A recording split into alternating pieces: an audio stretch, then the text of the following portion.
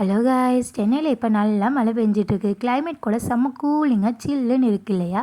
இந்த டைமில் evening snacks recipe பண்ணாமல் இருந்தால் எப்படி?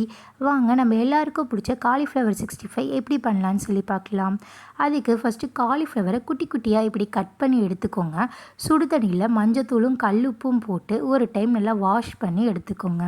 இப்போ பாத்திரத்தில் 4 டேபிள் ஸ்பூன் அளவுக்கு பச்சரிசி மாவு ஆட் பண்ணிக்கோங்க. 5 டேபிள் ஸ்பூன் அளவுக்கு கார்ன்ஃப்ளவர் மாவு எடுத்துக்கோங்க.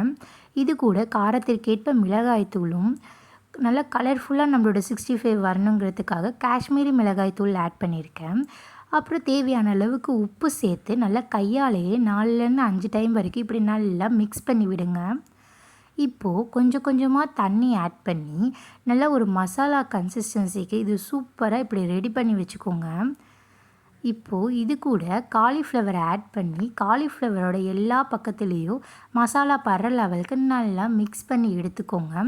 இது கூட ஒரு சீக்ரெட் இன்க்ரீடியண்ட் மாதிரி 2 டேபிள் ஸ்பூன் அளவுக்கு குக்கிங் ஆயில் சேர்த்து அதையும் நல்லா மிக்ஸ் பண்ணி 10 to 15 மினிட்ஸ் லெவலுக்கு இது நல்லா ரெஸ்ட் விட்டுருங்க. அப்போ தான் மசாலா எல்லாமே இது கூட காலிஃப்ளவரோட நல்லா ஒட்டி வரும். இப்போ ஒரு பாத்திரத்தில் கொஞ்சமாக எண்ணெய் ஊற்றி எண்ணெய் நல்லா சூடானதும் காலிஃப்ளவரை கொஞ்சம் கொஞ்சமாக பொரித்து எடுத்துட வேண்டியது தான். பாருங்களேன், எதுக்காக குக்கிங் ஆயில் ஆட் பண்ணியிருக்கோன்னா மசாலா எண்ணெயிலையும் சரி கடாயிலையும் சரி நல்லா ஒட்டாமல் வரும். பாருங்கள் எவ்வளோ சூப்பராக வந்திருக்குன்னு சொல்லிட்டு அதுக்காக தான் அந்த சீக்ரெட் இன்க்ரீடியண்ட்டான நம்ம எண்ணெயை ஆட் பண்ணுறோம். பாருங்களேன், கடாயிலையும் ஒட்டாமல் எண்ணெயிலையும் இல்லாமல் இவ்வளோ சூப்பராக வந்திருக்குன்னு சொல்லிட்டு செம்ம க்ரன்ச்சியாக இருக்கும். பாருங்கள், நீங்கள் கண்டிப்பாக வீட்டில் ட்ரை பண்ணி பார்த்துட்டு எனக்கு கமெண்ட் செக்ஷனில் சொல்லுங்கள் எவ்வளோ சூப்பராக வருதுன்னு பாருங்களேன்.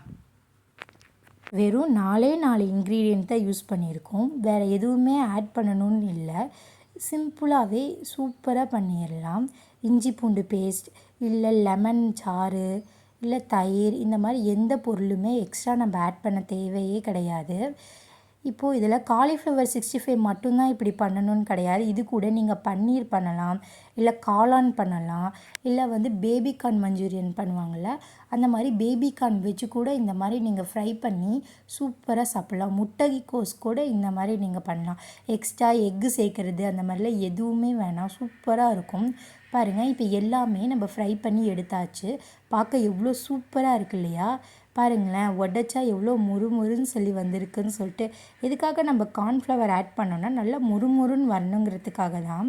இப்போது இது கூட இல்லை மிளகுத்தூள் அப்படி இல்லைனா சாட் மசாலா இருக்குல்ல நல்லா மேலே போட்டு அப்படியே சாப்பிட்டா வாவ் செம்மையாக இருக்கும். கண்டிப்பாக நீங்கள் ட்ரை பண்ணி பார்த்துட்டு சொல்லுங்கள். வீடியோ பிடிச்சிருந்தா சப்ஸ்கிரைப் பண்ணிக்கோங்க.